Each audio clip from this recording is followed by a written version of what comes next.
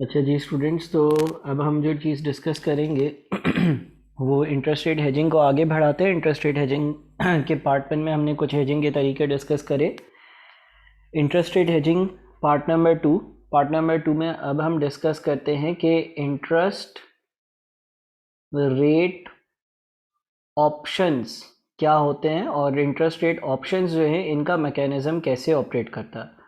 Again मैं ये कहूँगा कि अगर आपने करेंसी ऑप्शंस देखे हुए होंगे तो इनको समझने में बड़ी आसानी होगी, बिकॉज जब हम इंटरेस्ट रेट ऑप्शंस की बात करते हैं तो ये करेंसी ऑप्शंस की ही तरह होते हैं। यानी कि इन पे भी आपके पास क्या होता है, राइट होता है, ठीक है ना, but not an obligation, but not an obligation. वही वाली बात जो हमने करेंसी ऑप्शंस में डिस्कस करी थी कि अगर आप चाहोगे तो आप अपनी मर्ज़ी से ऑप्शन को एक्सरसाइज कर सकते हो, अदरवाइज़ आपके कोई ऑब्लिगेशन नहीं होगी। अच्छा, जो इंटरेस्ट रेट ऑप्शन की सबसे बड़ी टेक्निकल जो चीज़ होगी ना, वो ये होगी कि आपको ये समझना होगा कि किस चीज़ को ख़रीदने या बेचने का मेरे पास राइट होगा, किस चीज़ पर मेरा राइट होगा। तो जब आप कोई इंटरेस्ट रेट ऑप्शंस परचेज़ करोगे तो आपके पास जो राइट होगा ना, वो ये होगा कि राइट टू बाई और सेल। मैं चाहूँगा तो ख़रीदूँगा या बेचूँगा, राइट टू बाई और सेल इंटरेस्ट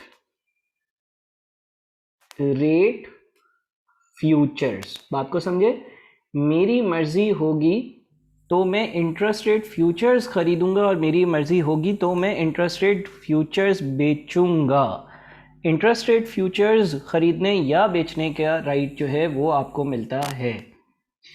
अब इसको एक एग्ज़ाम्पल के ज़रिए समझते हैं जल्दी से, और एक छोटी सी पहले एग्ज़ाम्पल करते हैं, ठीक है ना, और जिसमें हम ओवर द काउंटर ऑप्शन की बात करते हैं। ओवर द काउंटर और एक्सचेंज ट्रेडेड दो तरह के ऑप्शंस होते हैं। जिस तरह से करेंसी ऑप्शंस में था, ओवर द काउंटर में ये होता है कि आप अपनी मर्ज़ी से बैंक के साथ एक डील बनाते हो कि भाई इस रेट पर XYZ, और एक्सचेंज ट्रेडेड जो हम बाद में देखेंगे वो स्टैंडर्डाइज्ड होता है। तो लेट्स से एक कंपनी है और वो कंपनी जो है ना वो कुछ बोरिंग करने जा रही है, और वो कंपनी ये चाहती है कि जब वो बोरिंग करे ना तो वो मैक्सिमम 8% का इंटरेस्ट पे करे, मैक्सिमम 8% इंटरेस्ट पे करे, उससे ज़्यादा इंटरेस्ट ना पे करे। अच्छा, अब बोरिंग के केस में हमें फ़िक्र किस बात की होती है? बोरिंग के केस में हमें फ़िक्र इस बात की होती है कि जो फ्यूचर में इंटरेस्ट रेट इंक्रीज़ ना हो जाए, फ्यूचर में इंटरेस्ट रेट इंक्रीज़ ना हो जाए, इस बात की फ़िक्र होती है। इसलिए क्योंकि अगर इंटरेस्ट रेट इंक्रीज़ हो जाएगा, अगर फ्यूचर में इंटरेस्ट रेट इंक्रीज़ हो जाएगा तो मुझे ज़्यादा इंटरेस्ट देना पड़ेगा। तो मुझे बोरोइंग के केस में इस बात की फ़िक्र होती है कि फ्यूचर का जो इंटरेस्ट रेट है वो 8% के बजाय 10%, 11%, 12%, 13% हुआ तो मेरा क्या होगा। हमेशा यही बात याद रखनी है आपने कि जब इंटरेस्ट रेट इंक्रीज़ होगा, जब इंटरेस्ट रेट इंक्रीज़ होगा तो फ्यूचर की प्राइस डिक्रीज़ होगी, ठीक है। हमने इंटरेस्ट रेट के फ्यूचर्स में ये चीज़ सीखी है कि जो फ्यूचर्स की प्राइस होती है वो 100 माइनस इंटरेस्ट की परसेंटेज होती है जनरली, या इन्वर्सली रिलेटेड होती है। एक चीज़ इंक्रीज़ होगी तो दूसरी चीज़ कम होगी। तो क्योंकि दूसरी चीज़ कम होगी तो हमें बोरोइंग के केस में हमेशा जो हमें ऑप्शंस परचेज करने हैं ना, हमें बोरोइंग के केस में हमेशा हम कौन से ऑप्शंस बाय करेंगे? हम हमेशा जो ऑप्शंस बाय करेंगे वो होंगे मेरे पुट ऑप्शंस। पुट ऑप्शंस का क्या मतलब होता है? पुट ऑप्शन का मतलब होता है ऑप्शन टू सेल। और लेट्स से मैं पुट ऑप्शन बाय करता हूँ और उसमें मुझे जो है ना वो ऑप्शन मिलता है टू सेल फ्यूचर्स बेचने का मुझे ऑप्शन मिल रहा है। मैं अपनी मर्ज़ी से चाहूँगा तो मैं फ्यूचर्स बेच सकूँगा एट 92 की स्ट्राइक प्राइस वाले मैं पुट ऑप्शंस परचेज कर रहा हूँ। जब आप पुट ऑप्शन परचेज करते हो तो आप प्रीमियम पे करते हो, और पुट ऑप्शन का मतलब होता है कि मैं अपनी मर्ज़ी से अगर चाहूँगा तो 92 के हिसाब से फ्यूचर्स बेच सकूंगा। तो सबसे पहली चीज़ आपने ये भी एक चीज़ यहाँ पे नोट कर लीजिएगा कि जिस दिन आपने ऑप्शन परचेज किए ना, उस दिन आपने प्रीमियम पे किया, यह आपकी एक कॉस्ट होगी। प्रीमियम क्या होता है? एक फ़ीस होती है। किस चीज़ की फ़ीस होती है? ऑप्शन को ख़रीदने की फ़ीस होती है, चाहे वो बाय ऑप्शन हो, चाहे वो कॉल ऑप्शन हो, चाहे वो पुट ऑप्शन हो। आपने जो फ़ीस पे करनी होती है उसको हम प्रीमियम कहते हैं। पुट ऑप्शन और कॉल ऑप्शन एक अलग चीज़ है। पुट ऑप्शन का मतलब है किसी चीज़ को बेचने का हक या राइट। कॉल ऑप्शन का मतलब है किसी चीज़ को ख़रीदने का राइट। तो हमने यहाँ पर पुट ऑप्शन ख़रीदे हैं, ऑप्शन ख़रीदे हैं, उसके लिए प्रीमियम दिया। और पुट ऑप्शन का मतलब ये है कि हमने ये ऑप्शन ख़रीदा है कि मैं चाहूँगा तो मेरी अपनी मर्ज़ी से फ्यूचर्स 92 पर बेच सकूँगा। अब एज्यूम कर लो कि जब कुछ टाइम बाद बोरोइंग का दिन आया तो इंटरेस्ट रेट जो है ना वो मार्केट में हो गया 13%। ठीक है, 13% इंटरेस्ट रेट हो गया। लेकिन हमारी ये रिक्वायरमेंट थी, कंपनी ने बोला था कि भाई हम चाहते हैं कि हम मैक्सिमम 8% इंटरेस्ट पे करें जो अभी चल रहा है। बाद में अगर 13% का इंटरेस्ट रेट हो जाता है तो क्या होगा? पहला ये सवाल आता है। देखिए, अगर ऐसा होता है कि बाद में 13% का इंटरेस्ट हो जाता है, लेट से अगर 8% का इंटरेस्ट रेट था और ऑप्शन जो है वो 92 के थे, एक एजम्पशन लेते हैं, तो अगर लेट से 13% का रेट हो गया तो फॉर एग्जांपल ऑप्शंस जो फ्यूचर्स हैं, फ्यूचर्स बाज़ार में 87 के हो जाएंगे। अगर इंटरेस्ट रेट इंक्रीज़ होता है तो फ्यूचर की प्राइस कम होती है। एज्यूम कर लो कि करंटली फ्यूचर्स जो है वो 92 के थे और जब इंटरेस्ट रेट 13% हुआ तो वो 87 के हो गए। अब होगा क्या? लेट से बोरोइंग अमाउंट था $100, तो हुआ ये होगा कि आपकी जो मेन ट्रांजैक्शन है ना, आपने $100 बोरो करे होंगे, उस पर आपने 13% के हिसाब से $13 का इंटरेस्ट दिया होगा। लेकिन दूसरी चीज़ जो आपने करी होगी वो ये करी होगी, ये तो हमारे पास मेन ट्रांजैक्शन हो गई ना, लोन वाली ट्रांजैक्शन, मेन ट्रांजैक्शन, ये हमारा खर्चा है, कॉस्ट है हमारी, क्योंकि हमने $100 बोरो किए, 13% का रेट था तो 13 रुपये देने पड़े। बट हैविंग सेड दैट, अब जिस दिन बोरोइंग का दिन है उस दिन बाज़ार में फ्यूचर्स कितने के हैं सर? 87 के।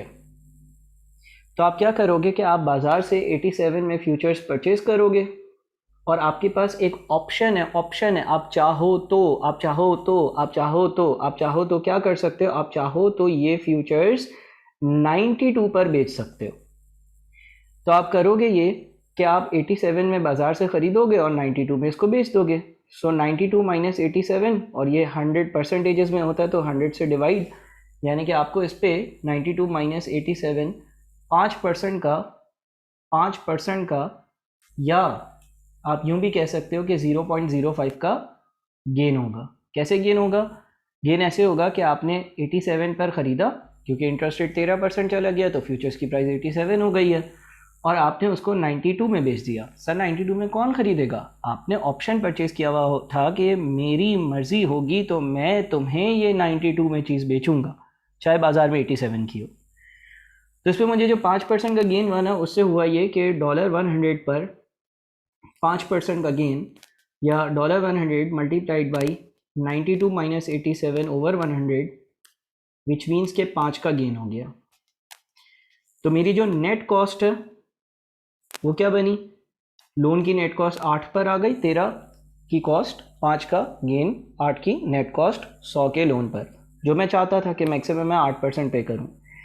लेकिन ये याद रहे कि इस ऑप्शन को ख़रीदने के लिए आपने एक प्रीमियम भी पे किया होगा, जितना भी हो XYZ, $1, $2, $3 आपको पता होगा, वो प्रीमियम भी इसमें ऐड होगा तो आपकी टोटल कॉस्ट बनेगी। ठीक कह रहा हूँ, क्योंकि प्रीमियम भी आपका एक खर्चा। अच्छा सर, अगर ये परसेंटेज मिसाल के तौर पर लेट से जिस दिन हमें बोरिंग करनी होती उस दिन 13% नहीं बल्कि ये परसेंटेज चली जाती लेट से 4% पर, सर उस केस में क्या होता? अगर ये परसेंटेज 4% पर चली जाती ना, तो इसका मतलब ये है कि जो हमारे पास फ्यूचर्स की प्राइस होती वो 96 होती, 100 माइनस 4। तो पहली चीज़, आपने जो $100 है उस पर तो 4% के हिसाब से इंटरेस्ट पे करना होता, वो $4 बनता। दूसरी चीज़ बताओ, क्या मैं ऐसा करूँगा कि मैं मार्केट से ये चीज़ 96 की ख़रीदूँ और अपना ऑप्शन एक्सरसाइज करते हुए इसको 92 में बेचूँ? यानी कि मैं महंगे में ख़रीदूँ और सस्ते में बेचूं, 96 में ख़रीदूं और 92 में बेचूं, क्या मैं ऐसा करूंगा? नहीं, इससे तो नुकसान है। तो हम कहेंगे कि अगर इंटरेस्ट रेट 4% होगा ना, तो हम लेट दी ऑप्शन लैप्स, यानी कि ऑप्शन को लैप्स होने देंगे, यानी कि उसको एक्सरसाइज नहीं करेंगे।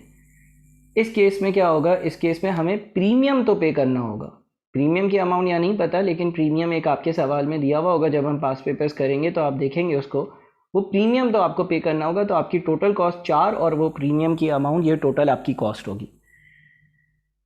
ठीक है जी। अच्छा, जब हम सवाल करेंगे तो इसमें बहुत सारी और डिटेल्स भी होंगी जिसको मैंने अभी यहाँ पे डिस्कस नहीं किया। चीज़ें थोड़ी सी सिंपल रखकर और आपको समझाने के लिए मैंने चीज़ें जो है वो इतनी ज़्यादा कॉम्प्लेक्स नहीं बनाई, लेकिन यह है कि जब हम क्वेश्चंस करेंगे तो वो काफ़ी कॉम्प्लेक्स होंगे। अच्छा, एक और मिसाल देख लेते हैं और इस केस में हम एक्सचेंज ट्रेडेड ऑप्शंस की बात कर लेते हैं। जब हम एक्सचेंज ट्रेडेड ऑप्शंस की बात करते हैं तो वो एक्सचेंज पर ट्रेड हो रहे होते हैं, स्टैंडर्डाइज्ड होते हैं। और एक्सचेंज ट्रेडेड ऑप्शंस जो है वो आपके पास, जिस तरह से आप फ्यूचर्स पढ़ते थे, करेंसी के जो फ्यूचर्स हैं जो ट्रेडेबल होते हैं, उस तरह से होता है। तो लेट्स से एक हम एग्जाम्पल बनाते हैं। एक कंपनी है ABC कंपनी। अच्छा जी, ABC कंपनी जो है ना, इसने लेट्स से बोरो करने हैं, इसने बोरो करना है लेट्स से $4 मिलियन, $4 मिलियन बोरो करना। और लेट्स से टुडे, यानी कि आज की जो तारीख है ना वो है 1 मार्च, आज 1 मार्च है। ठीक है, इसने 4 मिलियन बोरो करना है 3 महीने बाद, यानी कि इसने बोरो करना है मार्च, अप्रैल, मई, 3 महीने जब गुजर जाएंगे, यानी कि इसको 1 जून वाले दिन चीज़ें अमाउंट बोरो करना। ठीक है जी। अच्छा जी, दूसरी बात कि अभी 1 मार्च को जो काइबोर है ना, काइबोर, वो चल रहा है 3.5%। ये भी सवाल में आपको बताया हुआ। ठीक है।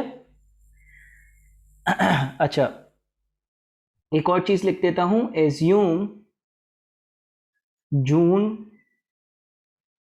फ्यूचर प्राइस, यानी कि जो जून के फ्यूचर्स होंगे उनकी जो प्राइस होगी 96.5 at the start of loan, at the start of loan, यानी कि जब लोन लेने का दिन आएगा उस दिन फ्यूचर्स इतने के होंगे।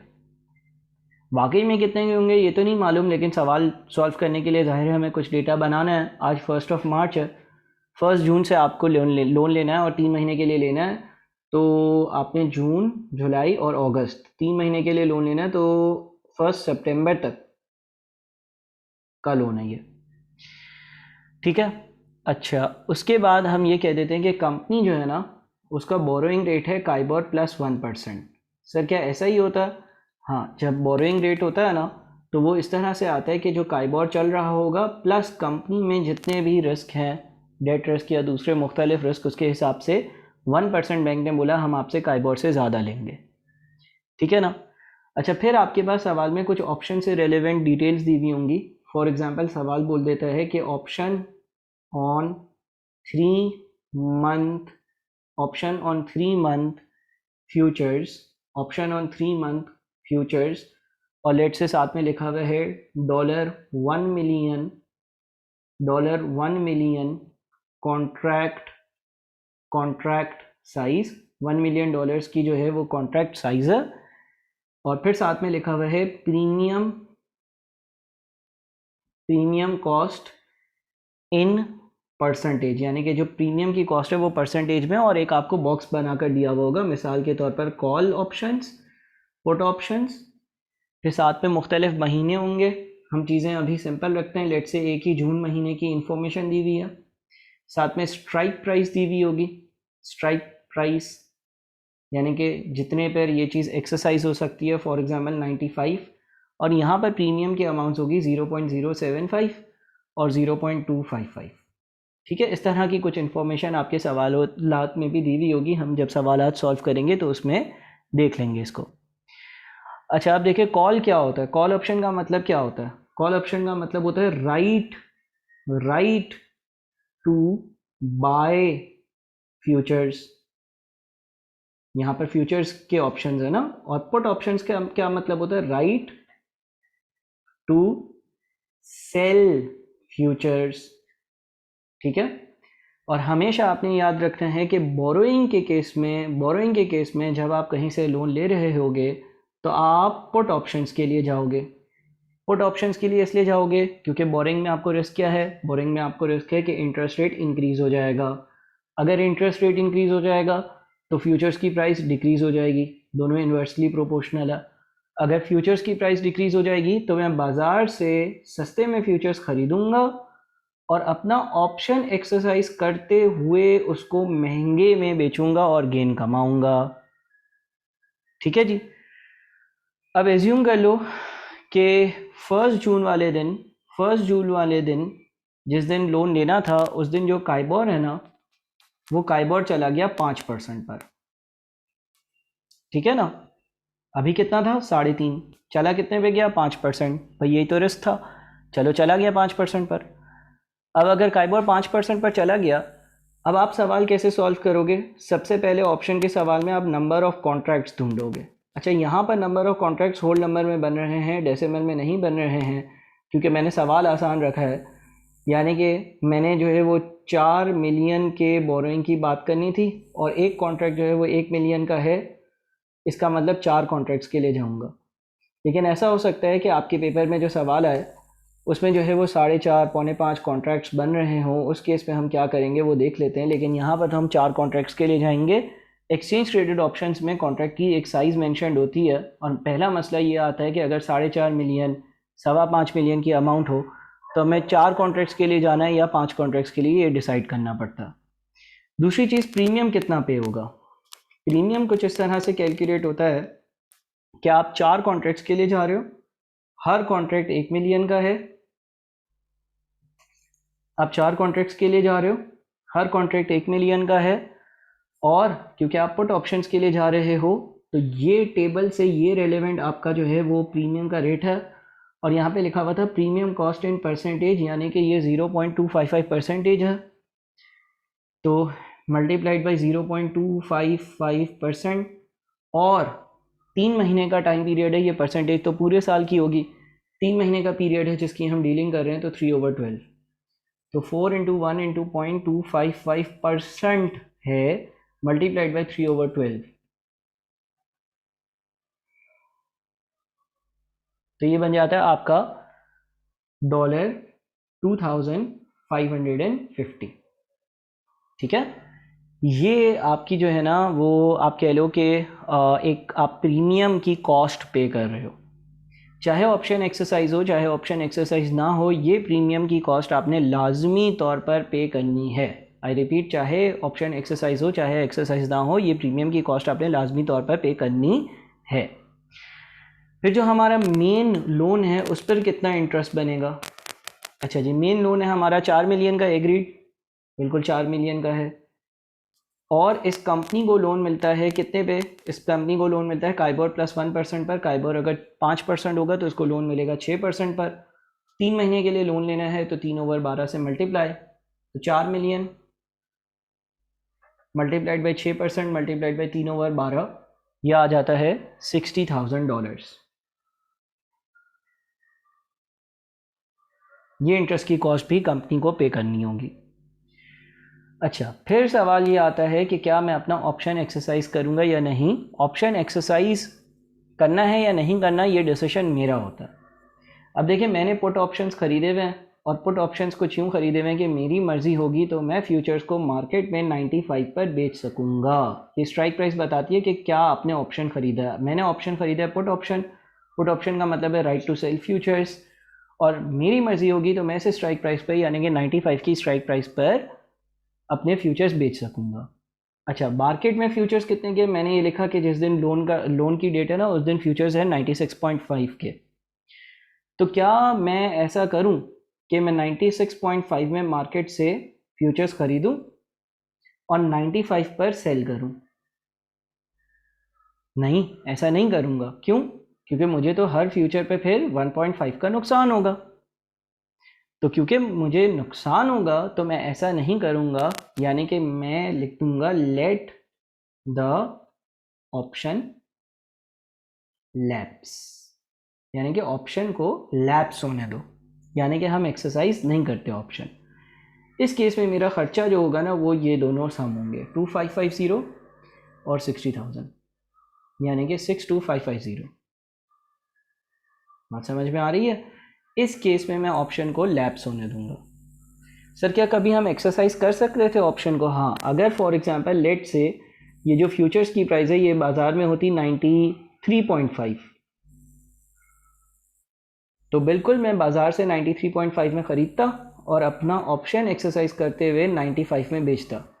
इस केस में क्या होता है, मुझे 95 माइनस 93.5 डिवाइडेड बाई 100, क्योंकि ये परसेंटेज में होता है, multiplied by 4 million multiplied by 3/12, इतना गेन होता। 95 का मैंने सेल किया ना ऑप्शन एक्सरसाइज करते हुए, और बाई कितने में किया था? 93.5 में। तो 95 minus 93.5 divided by 100 multiplied by 4 multiplied by 3/12, ये बन जाता है आपका $15,000 का गेन।